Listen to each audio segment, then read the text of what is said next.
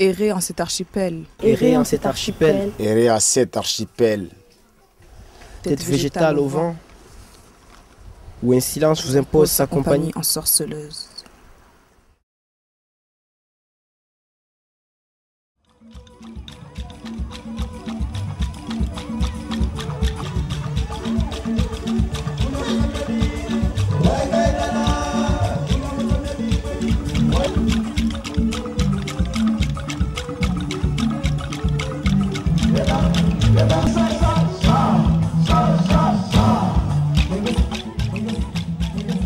Mayotte, île de l'océan Indien. C'est jour de fête, jour de mariage. Sur l'île voisine, en jouant, un autre mariage bat son plein.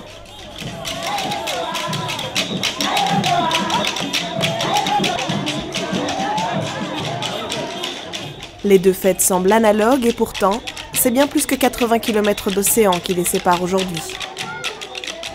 Ces femmes-ci sont comoriennes.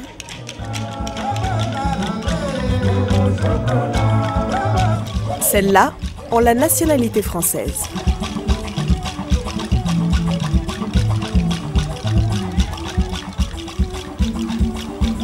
Ancienne colonie française nichée entre les côtes du Mozambique et Madagascar, l'archipel des Comores compte 4 îles.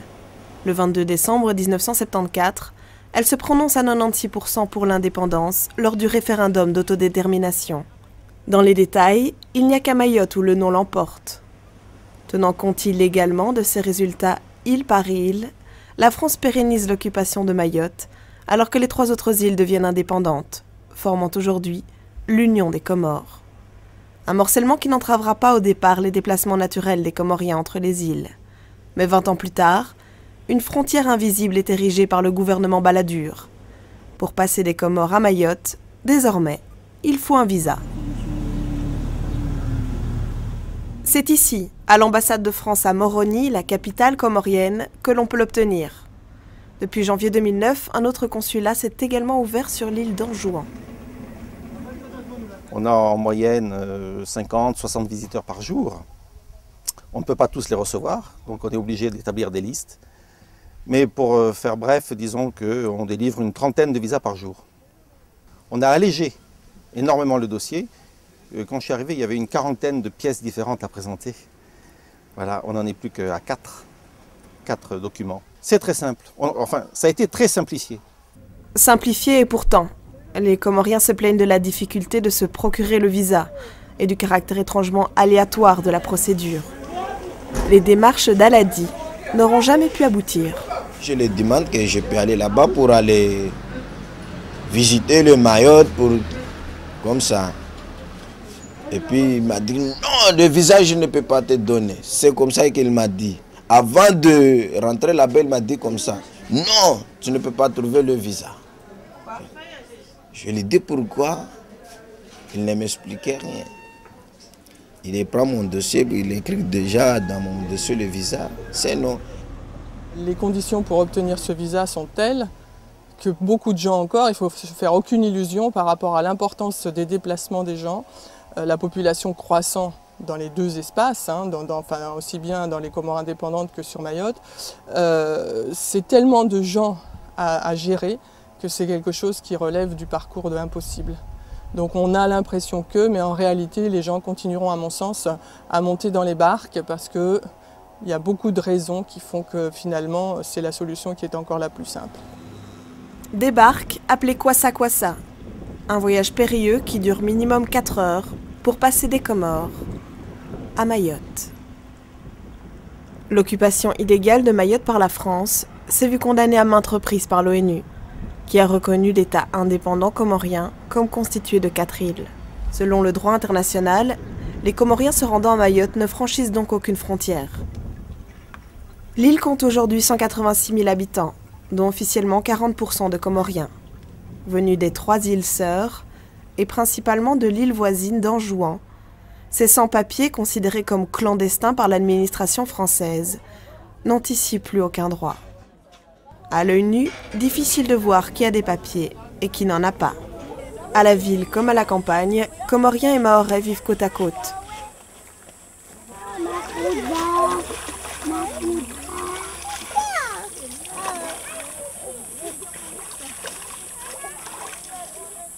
Même mode de vie, différents statuts.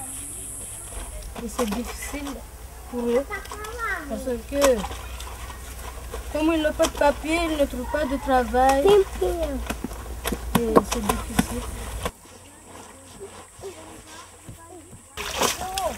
Je me sens française parce que j'ai mes papiers, j'ai pas de problème, je peux partir très loin. Je peux aller en France, je peux voyager. Si Ainati peut jouir de cette liberté, c'est parce que ses grands-parents avaient dit non à l'indépendance. Nous n'en voulons pas de l'indépendance. Un non majoritaire à 60% à Mayotte lors du référendum pour l'indépendance. Chiffre obtenu suite à la déportation de milliers de partisans de celle-ci vers les autres îles, mais aussi grâce aux pressions exercées par le mouvement populaire mahorais. Habitant d'Aqua, où les milices pro-départementalistes étaient postées à l'entrée des bureaux de vote, Monsieur Kamaredine se souvient. Si vous êtes opposé, on vous chatouillait.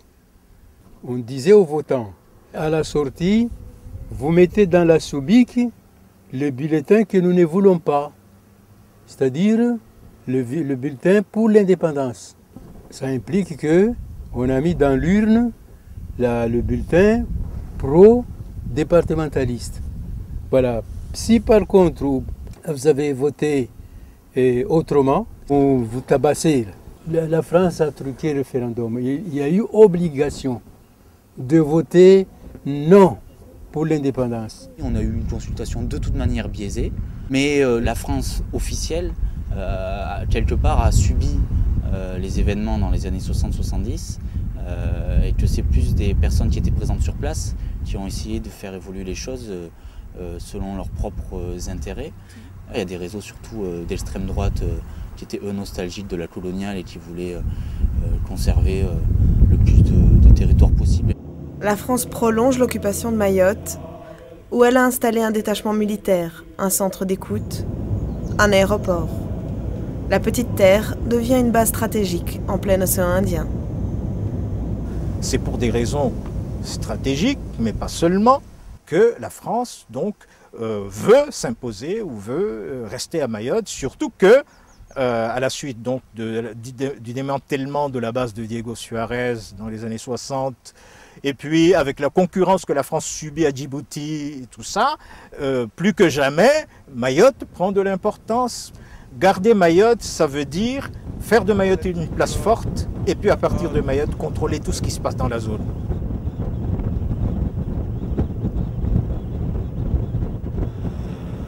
Devant les difficultés d'aller et venir, les Comoriens se stabilisent à Mayotte, où le PIB est aujourd'hui 10 fois supérieur à celui des Comores. Ces arrivées en masse participent à l'envol de la démographie, et les tensions entre les communautés apparaissent. Comme ici en 2005, où les Mahorais s'étaient rassemblés pour soutenir la lutte contre l'immigration des Comoriens. Les Mahorais ils ont pris l'initiative de lutter contre l'immigration clandestine dans la mesure où tout le monde était là, on s'est rassemblés et le député nous a expliqué ce qu'il faut faire et je pense qu'à partir d'aujourd'hui, on va essayer de faire ce qu'on nous a dit. Un travail formidable en tout cas de conditionnement des esprits ici, des mentalités. L'appartenance à la France, c'est quelque chose de quasi religieux. Et oui, c'est le choix des parents qu'on n'a pas envie de remettre en question. Et puis surtout, l'image qu'on reçoit des voisins n'est pas belle, elle n'est pas bonne non plus. Donc on est confirmé dans son choix. On se dit mais finalement nos parents ont eu raison. Réitéré lors de la visite de Jacques Chirac en octobre 86, le choix des Mahorais pour la France est entériné lors du référendum du 29 avril 2009. En 2011, Mayotte deviendra le 101e département d'outre-mer français. On peut dire que l'histoire de Mayotte, politiquement, s'est construite sur l'exclusion. On ne pouvait pas prétendre être français sans sacrifier ses frères. Et c'est ce que les Mahorais, c'est ce qui tue, en quelque sorte, la conscience mahoraise. Le Mahorais, lui, il ne sait plus vraiment qui est son frère, quoi. Comme on dit, il est assis le cul entre deux chaises, quoi. D'un côté, il y a sa culture, sa famille, son sang qui le parle, et puis de l'autre côté, il se doit d'être un bon citoyen. Et ici, d'après ce qu'on nous dit, pour être un bon citoyen, il faut dénoncer son frère comorien. Il faut virer les clandestins de chez vous, ceux qui travaillent au champ également.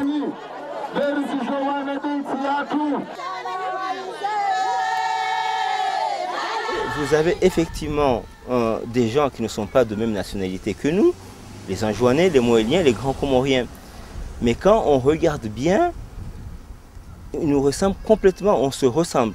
Même langue, même coutume, même pratiques religieuses, les pratiques culturelles, coutumières, tout est identique.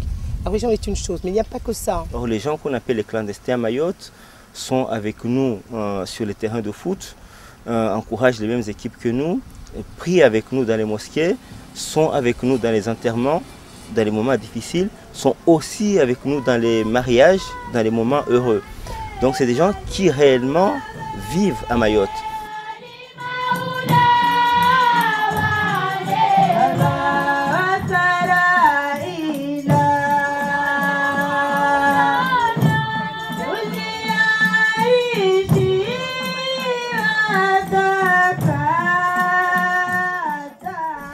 Alors moi j'entends des gens ici me dire que tout est différent ici, ça n'a rien à voir avec les autres îles.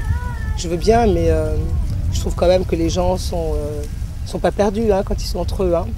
Ceux qui sont perdus sont plutôt les Mzungu, qui n'ont pas du tout les mêmes.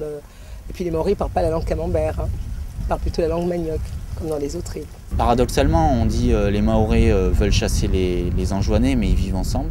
Finalement, ces tensions sont moins importantes que les tensions qu'on peut entreapercevoir entre les Maoris et ce qu'on appelle ici les Mzungu, c'est-à-dire les métropolitains, qui elles sont cachées mais qui sont omniprésentes. Les métropolitains et les Mahorais se croisent sans jamais se rencontrer. C'est la réalité aujourd'hui. Il y a un racisme qui est quasiment omniprésent. Si ça continue à être tu, parce que pour les besoins politiciens et pour des besoins médiatiques, on a besoin de faire croire que Mayotte, c'est magnifique et qu'il y a une mixité sociale formidable alors que c'est complètement faux. Si on continue à vouloir cacher tout ça, c'est clair que ça va exploser d'une manière ultra violente. Et de toute façon, on le voit chez les jeunes, il y a un ressentiment vis-à-vis de ces inégalités sociales qui sont des inégalités raciales ici. Et qu'un jour, ça va exploser.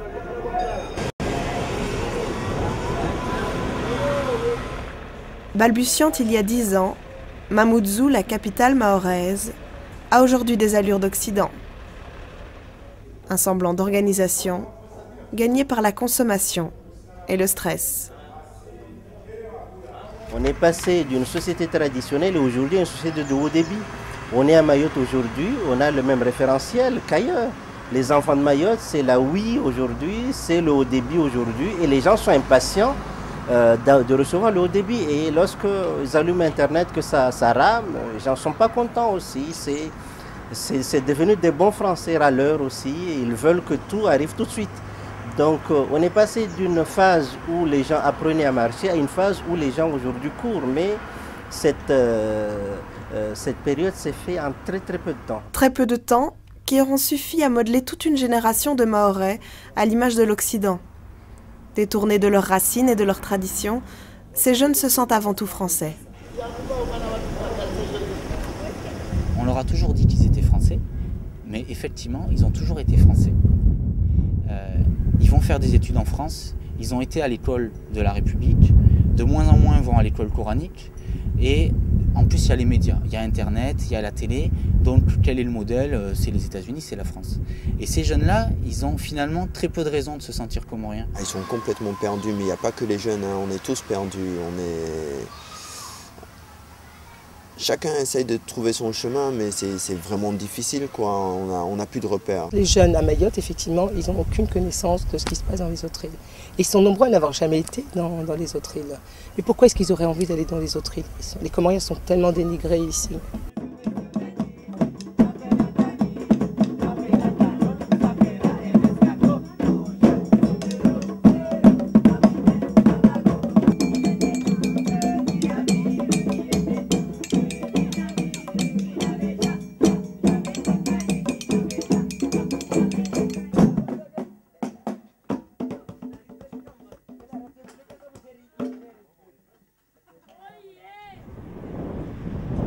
Dénigrée en permanence et pourtant, sans les Comoriens régularisés ou non, Mayotte ne tournerait pas rond. Ce sont eux qui s'occupent de nombreux secteurs, des secteurs où les Mahorais refusent de travailler aujourd'hui. Et notamment, la construction.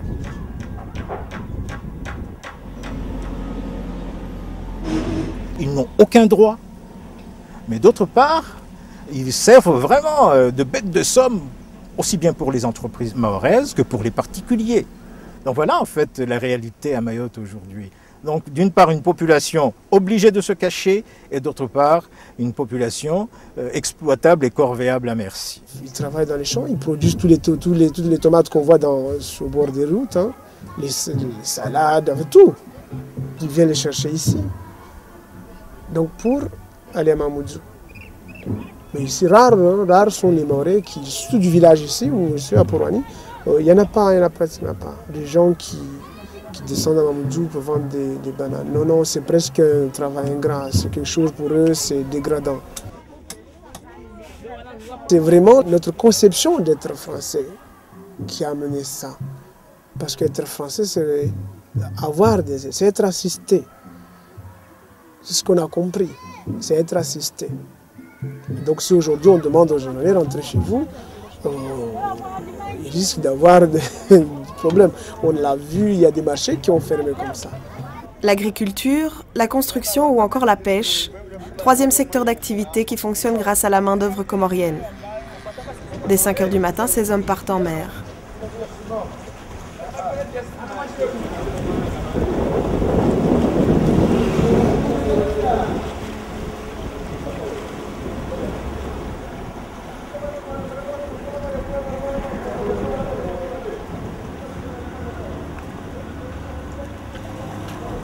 À cette période de l'année, ils parcourent près de 80 km pour trouver du poisson. Pêchant alors jusqu'au large des côtes d'Anjouan. Milieu d'après-midi, les hommes y rentrent également de la pêche.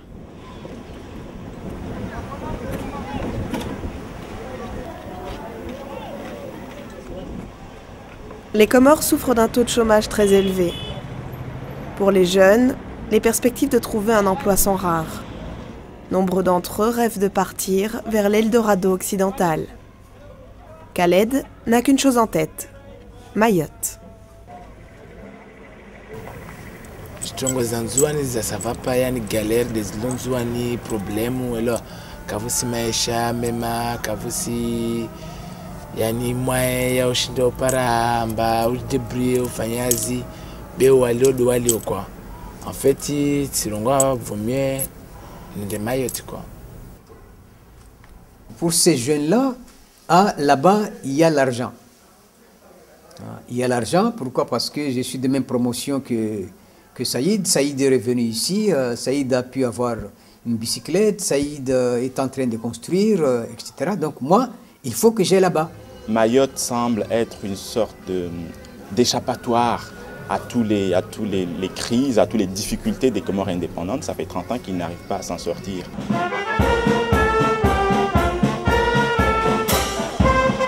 34 ans exactement depuis l'indépendance des Comores. 34 ans d'instabilité politique qui ont vu défiler une vingtaine de coups d'État. La plupart œuvrés par Bob Denard et ses mercenaires pour le compte des services secrets français. Déstabiliser le jeune État, voilà le meilleur moyen pour enlever toute envie à Mayotte de regagner le giron comorien.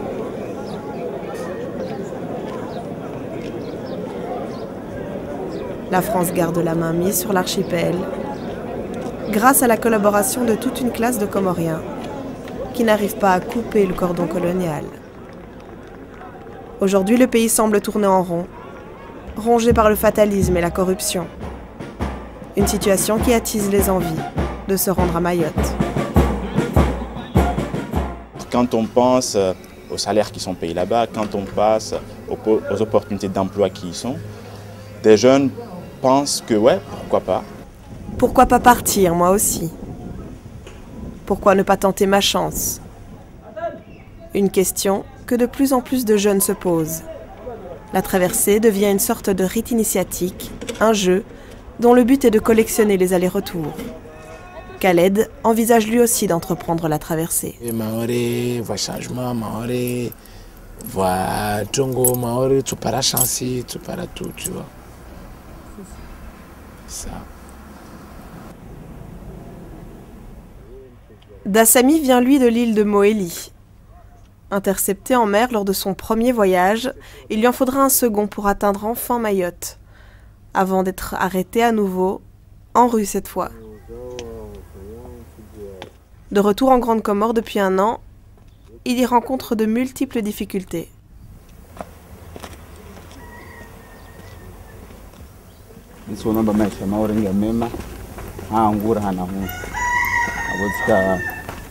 Naregezwa kuno ifikirangu ya utujuri ya uregia na remana maore zinjire para porea hon na kuno maisha lima zero dia permite omga tamna de maore nge omba maisha nge mema swafi mana kakaisha kaka mema zonda bwandu kajunda fa kula suku ndo basha kwasa na wenda ho uprobo wandu basha kwasa parandu 40 au wandu 50 wafupia iroro. On a l'idée qu'en fait, si ça vient de Mayotte, si on va à Mayotte, on va obtenir quelque chose qui sera mieux. Mayotte est idéalisé. Mayotte est devenu donc je dirais, le miroir aux alouettes. Même quand tu as le palu, tu as mal à la tête, tu as mal à la dent. Les gens viennent, ils disent, docteur, fais-moi un dossier pour partir à Mayotte. Parfois, tu as des pressions qui viennent même d'en haut pour des gens chez qui il n'y a pas une indication d'évacuation sanitaire. Si on arrive à travailler dans l'éducation ou dans la santé à la mesure des moyens dont disposent les Comores, on ne pourra jamais s'empêcher de regarder ce qui existe aussi à Mayotte où on travaille sous perfusion française. Et donc là, ça empêche les gens d'avoir confiance dans leur propre développement.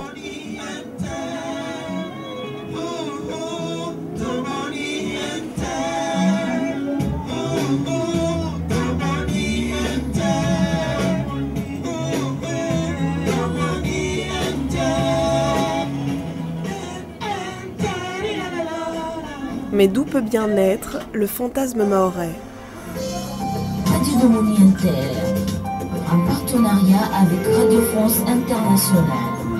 Sahel Abohame Wariva, Mtsouja Mouire 334 88 67 334 88 67. En fait de compte, c'est véhiculé aussi à travers les informations, à travers la télé. Imagine Paris et son périphérique. Imagine-toi sous un universal, luttant contre le froid, luttant contre la dalle. Maintenant imagine-toi dans ta voiture bloquée, dans les embouteillages.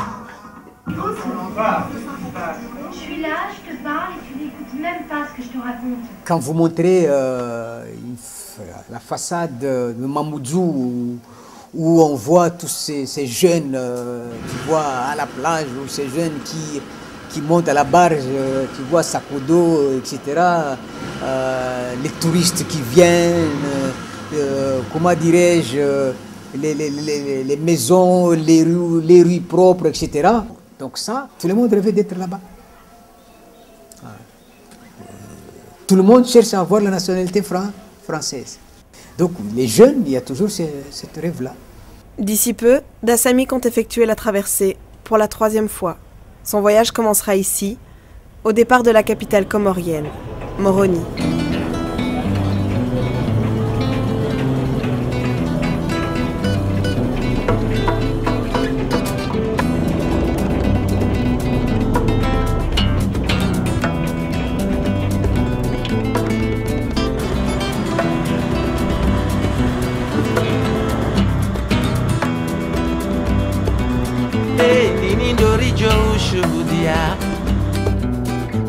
Maore irivangu wele chosila hatu furaha yene masiwani aundi nindorijo uona karakara ufe Afrika karakara ufe karakara ufe karakara ufe Afrika.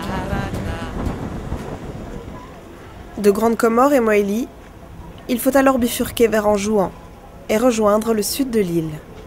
Le sud, c'est le carrefour où partent les Kwassa, les grands Comoriens, les Moéliens, les gens qui viennent de plusieurs régions, même à Moutsamoudou, à Wani. Ils viennent partir à Domoni ou Nyumakele. À Domoni, c'est de la baie de Djumbi que partent la majorité des Kwassa, une fois la nuit tombée. Mais pour pouvoir s'embarquer, reste à trouver un passeur. Un des plus anciens de Domoni se fait surnommer Zebra. Après 11 ans de traversée et 2 ans de prison à Mayotte, Zebra a gardé un pied dans le business. Aujourd'hui, il organise les passages. Bon, vraiment, vraiment aussi Rongomba Majendo. Vraiment, Fama Majendo, il y a Wanfu Balema, o Zungo Wanfu. Bon, Wasuka Tun Balema se dérive en tout. Wanfu Balema, o Zungo, ma passager, ou là, wa Jarbolo, wa Sirenden et Rivingi. Na kuto jouer kaka polisi ka jour. Wakati mwingi wasu waliba burla. 150 € ou 150 € pour corrompre la police comorienne qui profiterait du système. Tout comme la police mahoraise. La police mahoraise est impliquée dedans. Parce qu'il y a des vedettes matriculées à Mayotte. Ils viennent carrément ici récupérer des gens, partir à Mayotte. Elles ne sont jamais allées. J'ai jamais entendu une vedette mahoraise arrêtée en mer. Et ils viennent ici, ils viennent passer 3 jours en cherchant les candidats et ils partent. Et le pire, c'est qu'ils amènent aussi souvent de la drogue et d'autres choses. Et ces gens-là n'hésitent pas à envoyer vers les Comores des produits qui sont volés à Mayotte. Et que les passeurs qui font passer des gens vers Mayotte font aussi passer des produits volés de Mayotte vers les Comores indépendantes. Donc voilà pourquoi je dis que ça, quelque part, ça fonctionne comme des réseaux de banditisme. Le système ne va pas s'arrêter. En fait, de jour en jour, il crée. Parce que même si on a installé des radars partout à Mayotte, mais ici, les passeurs réfléchissent aussi. Et pour cause, il y a beaucoup d'argent à se faire. Aujourd'hui, une traversée vers Mayotte coûte entre 200 et 500 € par personne, selon le nombre de passagers embarqués. Une fois employés à Mayotte, les Comoriens envoient de l'argent à leur famille. Il y a beaucoup de gens en juin qui ne vivent que de personnes installées à Mayotte. Il ne faut pas nier ça, il y a des espaces à Tsembéou, dans toute la cuvette, vraiment il y a beaucoup de constructions qui sont dues au déplacement des gens de Tsembéou vers Mayotte. Donc il y a ce réinvestissement, on ne peut pas dire que c'est négligeable.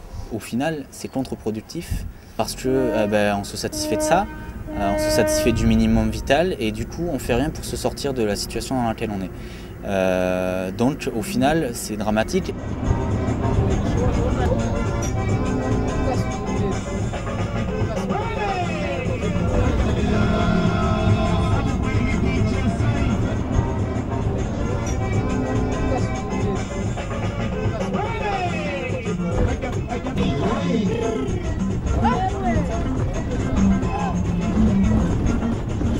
Le système n'est pas prêt de s'arrêter.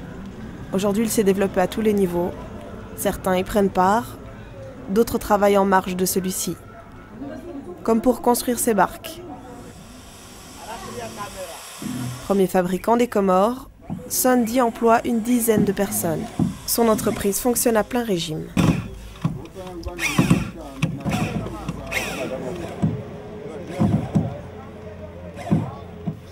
Il y a eu une augmentation de fabricants et le marché n'a pas saturé. Bon, c'est la question. Pourquoi? Parce que il y a eu les Kassakassa. Voilà, il y a eu les Kassakassa. Tous les jours presque, il y a 2 ou 3 qui sont pris par la police à Mayotte. Alors les gens sont excités. Ils viennent acheter d'autres Kassakassa. Et heureusement pour moi, c'est pas malheureusement pour les autres ou quoi, mais pour moi, c'est à cause de ça que ça marche toujours.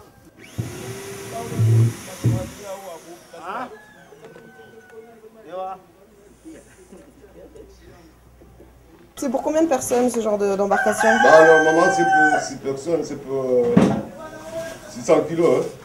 Maximum. Maximum. 600 kilos maximum, et pourtant sur le départ, c'est 20, 30, parfois 40 personnes qui sont embarquées. Certains passeurs chargent également des moutons ou des bovins. Achetés 500 € aux Comores, ils les revendront jusqu'à 2000 € à Mayotte. Les kwassa-kwassa prennent la mer surchargée d'hommes, de femmes et d'enfants et font très souvent naufrage.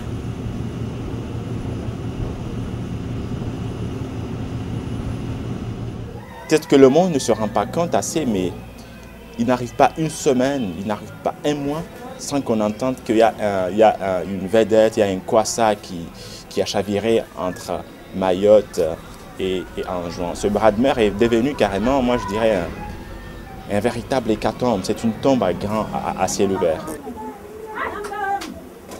On estime à 6000 le nombre de personnes disparues en mer depuis 1995.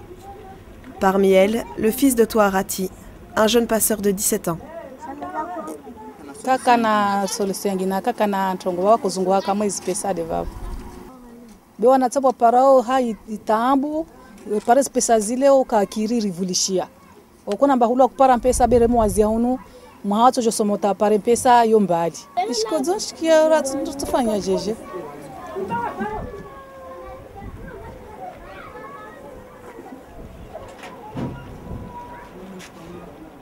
Partir, ivresse du départ. Précipité, gloup.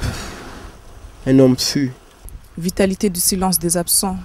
Ballotté. Gonflé d'eau salée. Voguant. Festin cadavérique des requins voraces. Bruit de corps qui explose nauséabond sous les coups du soleil de midi. Vautour qui plane dans le ciel. Et se laissant emporter par les alizés. Poser ses griffes saillantes sur un corps gisant sur l'Indian Océan. Un corps déchiqueté. Un corps déchiqueté. Car ils ont achevé de me convaincre que le bonheur est ailleurs. J'entends hurler la meute, bête traquée. Se cendre la reine dans les champs. Dans les foyers. Au marché. Sur les chantiers. Dans les moindres coins de cette île biberonnée. Se cendre les reins aux taches. Se cendre les reins pour faire croûter. Une bouche. Une bouche. Des bouches. Des bouches qui déglutissent au loin le fruit de ma sueur quotidienne. Se cendre les reins, la peur au ventre d'une rafle imminente. Se cendre les reins avec l'angoisse d'une dénonciation éventuelle. Se cendre les reins pour défendre une part de dignité. Se cendre les reins dans l'éternelle traversée d'une mer broyeuse d'hommes. Aux quatre vents, aux quatre veines, aux quatre champs, aux quatre chaînes, pour un seul son, une seule enseigne, un seul drapeau qui nous promène. Aux quatre vents.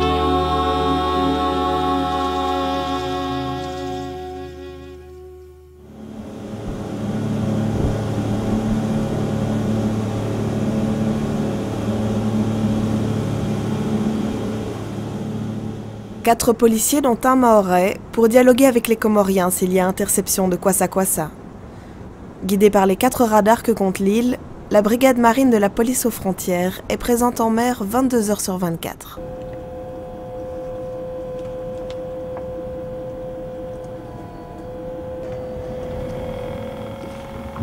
Rien d'autre autour? Non, autour rien du tout pour le moment. Cette nuit, la PAF rentrera bredouille. Un cas finalement peu habituel alors qu'au cours des 6 derniers mois, 129 barques ont été arrêtées, soit 154 passeurs et près de 3000 passagers. Certains ont réussi à se frayer un chemin, passant entre les mailles du filet. Accueillis par de la famille déjà présente sur place ou complètement perdus dans l'anarchie urbaine, ils ouvrent de grands yeux en traversant la capitale mahoraise.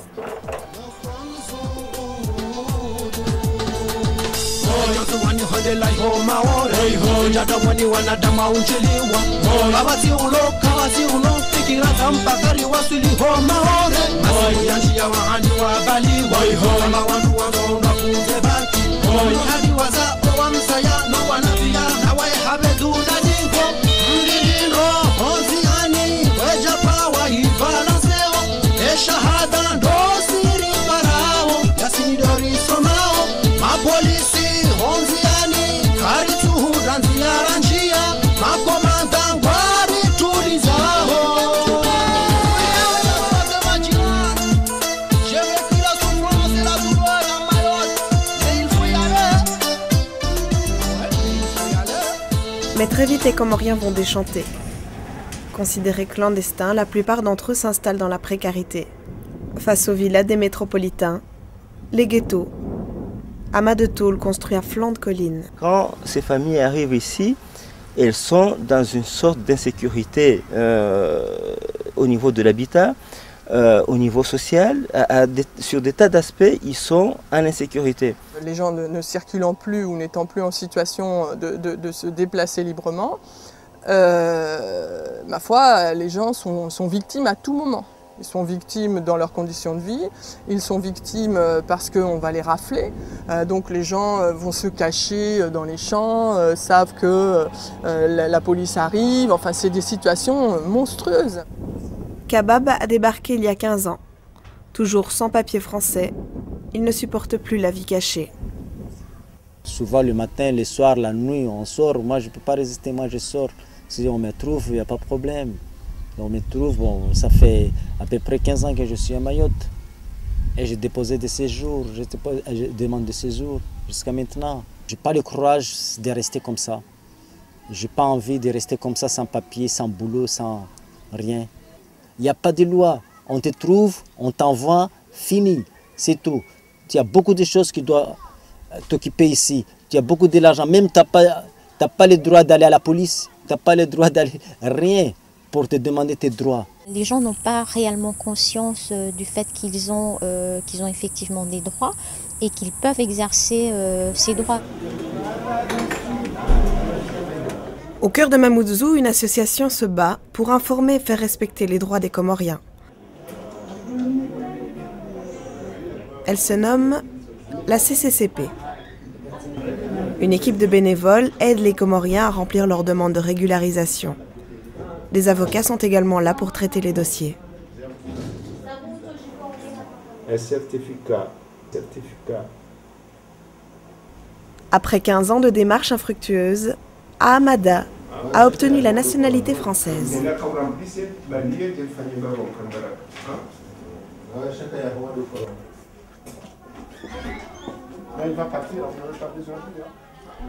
Il peut aujourd'hui marcher librement dans la rue, rentrer chez lui, sans être inquiété.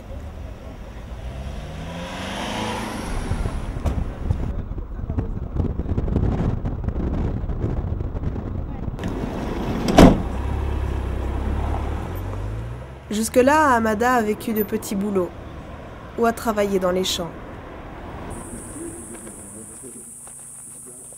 Quand je cherche des papiers, il faut que je fasse des travail pour travail clandestin pour gagner de l'argent pour nourrir mes enfants. Et ça, c'est mon champ.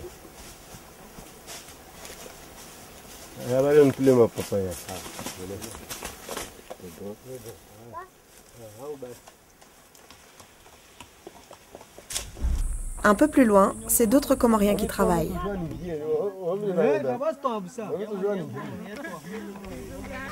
Dès l'aube, ils quittent le village pour se cacher dans les champs et ne rentreront qu'au coucher du soleil. Surnommé Bouboudou, ce paysan regrette d'avoir un jour quitté Anjouan.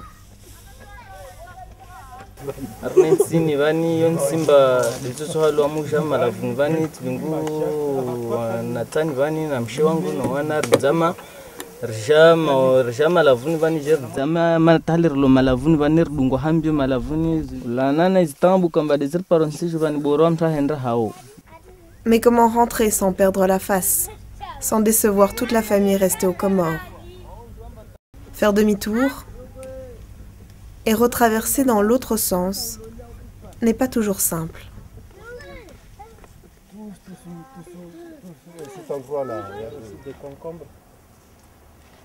Alidi, lui, est revenu aux Comores après 7 ans passés à Mayotte. Un choix qu'il ne regrette pas. J'ai cru que si j'aille à Mayotte, peut-être j'aurais une situation favorable par rapport ici, mais j'ai vu que c'était le contraire. Parce que ici, tu trouves des gens qui travaillent, au moins ils gagnent, je peux dire, 30 € par mois. Et ils ont une situation vraiment très favorable. Là-bas, à Mayotte, tu gagnes 600 € par mois Et c'est le contraire. Je ne veux pas retourner. S'il y a des gens qui voient qu'ils ont gagné quelque chose à Mayotte, pour moi, zéro. Et j'ai bossé beaucoup là-bas. Au contraire, quand je suis venu ici, je me suis débrouillé, je me suis un peu récupéré par rapport à ce que je faisais à Mayotte. Je n'étais pas bien. Mentalement, je n'étais pas bien.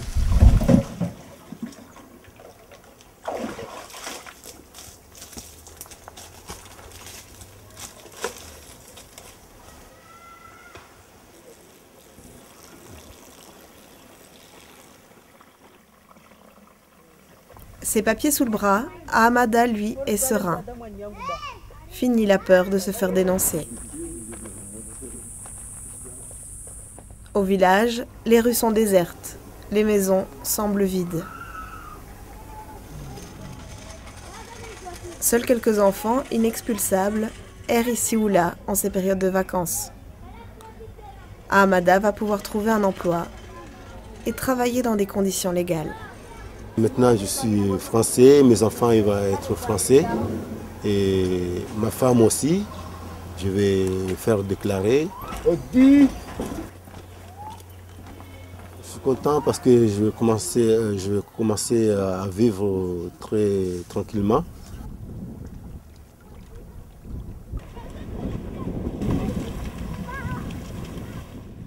Une tranquillité qu'ils sont peu à goûter. Quelque part dans la ville, jour après jour, Salima reste enfermée par peur de l'expulsion. Sans papier français, elle est à Mayotte depuis quelques années déjà.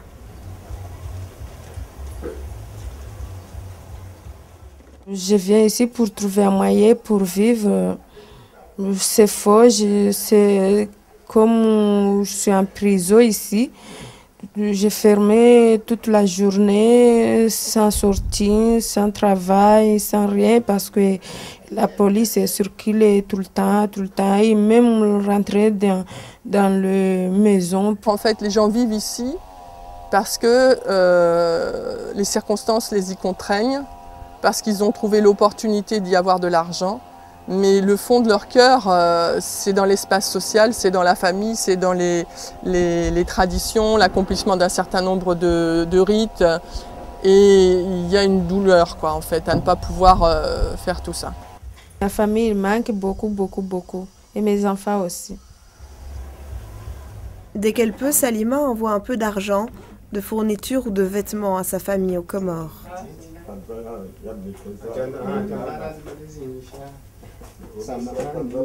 Son clan vit à Boudé d'Imani, un petit village à l'est de la Grande Comore. Pour la famille, la présence de Salima à Mayotte est vécue comme une félicité.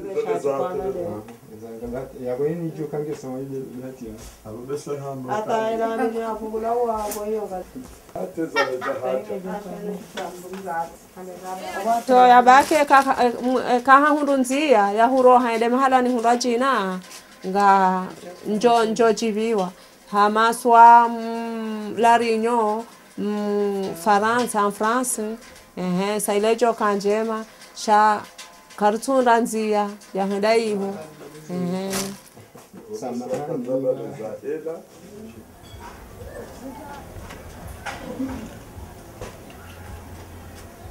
Sortir, un risque que certains prennent au quotidien. Un risque qui peut avoir de lourdes conséquences. Au cours du premier semestre 2009, 6116 Comoriens ont été interceptés par la DSP, la police aux frontières et la gendarmerie française. Vous avez des rafles au quotidien. Et ces rafles-là, vous avez peut-être le sentiment que c'est uniquement les raflés qui subissent, mais pas du tout, c'est tout le monde. C'est tout le monde parce que c'est une déconsidération de l'homme que d'accepter de le traiter comme un animal. C'est des situations monstrueuses, absolument insupportables. On suit un car, les gens sont menottés, les gens se mettent à courir, enfin c'est des chasses à l'homme, quoi. Donc ça c'est devenu une monstruosité. Tombés dans le piège, les sans-papiers bénéficient d'un traitement spécial propre à Mayotte. Ils seront expulsés dans les plus brefs délais, le plus souvent dans les 12 heures. C'est d'abord ici, au centre de détention de Pamandzi, qu'ils seront enfermés, dans des conditions difficiles. Un passage éclair, avant d'être expulsé par bateau ou par avion.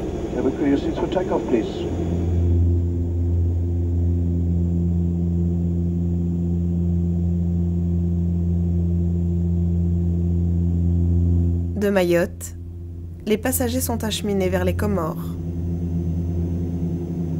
Un retour à la case départ pour certains, une totale découverte pour d'autres, encore sous le choc.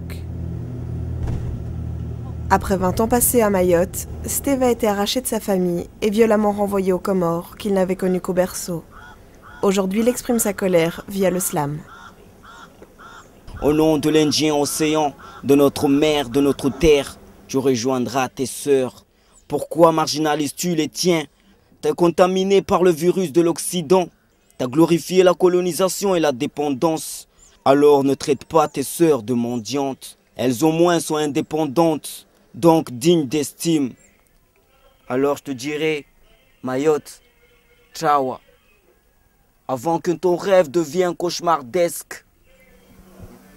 Moi, je pense que c'est surtout après le visa Balladur où les choses se sont basculées. Parce qu'avant, je me souviens, beaucoup de gens ne s'intéressaient pas du tout à aller se fixer à Mayotte. Les gens venaient faire des affaires, venaient voir de la famille et repartaient aussi vite.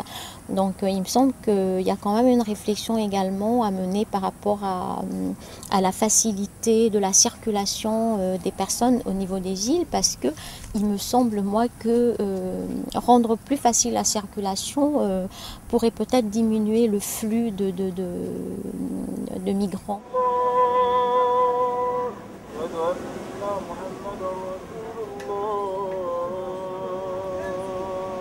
Il est 18h, le soir tombe sur les 4 îles Lune.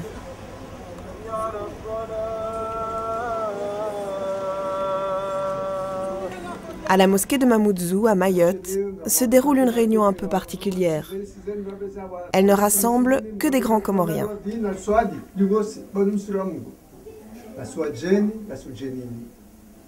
Non, au départ, certains, c'est-à-dire il faut l'origine. L'origine, les grands Comoriens sont des gens qui aiment voyager. Ça fait partie de notre tradition. Les grands Comoriens, c'est quel que soit à Mayotte, depuis longtemps, on est allé à Zanzibar, à Madagascar, tout. Ça, c'est ça fait partie de notre vie. C'est de voyager vers l'extérieur. Ah oui, oui. Ah oui. Il y a toujours eu une libre circulation de la population entre les îles.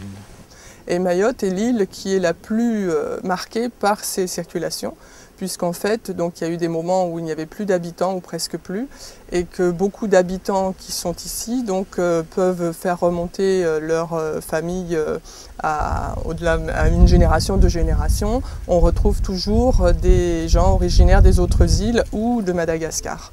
Donc l'île, en fait, on peut arriver à la conclusion que paradoxalement, l'île la plus comorienne des Comores, c'est Mayotte. Moi, je suis comorienne, j'ai de la famille dans les 4 îles. Je suis chez moi à Mayotte, je suis chez moi à Anjouan, je suis née à Anjouan. Je suis chez moi à la Grande Comore, je suis chez moi à Moélie. Quand je dis chez moi, j'ai de la famille de sang, c'est pas des alliances. C'est que j'ai des cousins sud-germains, pas de la famille à la mode de Bretagne, de la famille. Est-ce que du jour au lendemain, on doit me poser un mur de Berlin, on doit me dire je ne peux plus voir mes frères, mes soeurs, mes cousins, c'est pas possible. Un regard sur les Comores, de Moélie à Anjouan,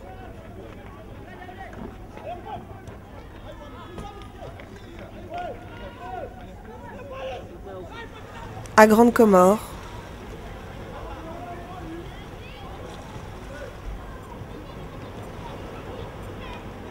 à Mayotte, révèle les ressemblances, l'unité d'un peuple. Si au moins ils pouvaient changer le discours, reconnaître qu'ils sont comoriens, même s'ils ont la nationalité française. Quand on est hors discours officiel, tout le monde le dit. Tout le monde le dit, mais oui, on est comoriens, Fatima. Et tant qu'on n'arrivera pas à cette parole juste sur soi, tant qu'on restera dans l'idée de la maorité, c'est-à-dire qu'on voudra constituer une identité sur cette aliénation, on va à la faillite. Parce qu'on va fabriquer des êtres qui seront en difficulté d'être et pas en difficulté de consommer. Ça va venir en plus, parce que bien évidemment, de toute façon, le département n'est pas non plus ce qu'on croit. Mais au fond, le premier problème, c'est cette difficulté d'être.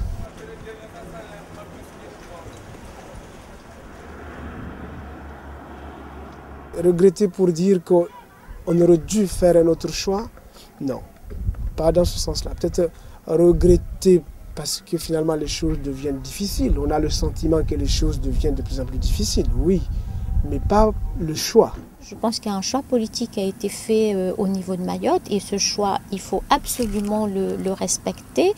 Mais le respecter, c'est aussi être pragmatique et se dire que les gens de cette région partagent une même culture, partagent un certain nombre de valeurs et que je pense que si on veut régler les problèmes, si on veut être efficace, il est très important aujourd'hui de concrétiser réellement la coopération régionale.